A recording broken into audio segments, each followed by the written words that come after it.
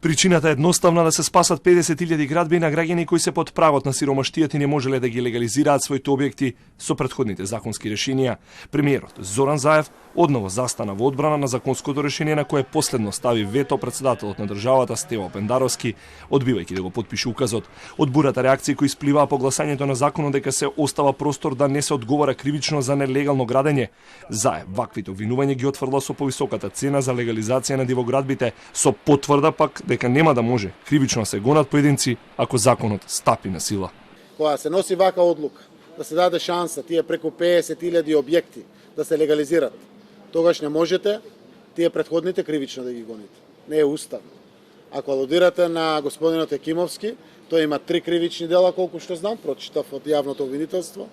Двете кривични пријави немат врска со легализацијата, а во едната кривична пријава има повеќе од 3 обвиненија, од кои што едното е само за легализација на објект. Така да дефинитивно, кога предлагате како институции, ги гледате соодветно поставеностите. Не може сите да легализират, а некој кривично да одговара. И тој може да продолжи постапката за легализација кога носите вакви одлуки. Законот се враќа во собранието и одлуката одново ќе биде на пратениците. Ако законот не се донесе, општинарите ќе мораат да ги запалат багерите и да рушат, вели Заев. Можеме денеска да донесеме дослухот на јавноста си вие, новинарите и медиумските работници, и да кажеме стоп на легализацијата. Нема дилема. Но тоа значи од утре овие градоначалници, транспорт и врски да рушат. Мора да срушат 50.000 домови. Аз го кажувам тоа. Таа е одлуката. Пред која што сум исправен јас, градоначалниците и сите. Ќе ги срушиме овие 50.000 домови или ќе дадеме можност да се легализираат со тоа што викаме овој пат 50% повеќе ќе платат сите што не се под прагот на сиромаштијата. Граѓаните граделе во национални паркови и заштитени подрачја. Се градело и покрај реки, езера, во шуми, на плажи и туристички локации. Едни според законот, други на диво граделе.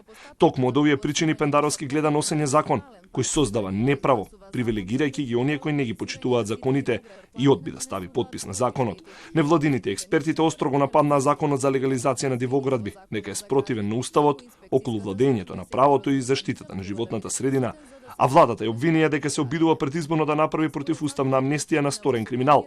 Носење на вакви закони како што имавме и во минатото, испраќа порака дека непланската градба и лошата градежна пракса ќе ги охрабри граѓаните да продолжат да подигаат објекти без дозвола, велат експертите пак. Законското решение било тема и меѓу двајцата лидери на СДСМ и ВМРО ДПМН уште во март, но Мицковски, иако го поддржа, не објасни дали законот е договор меѓу него и Заев.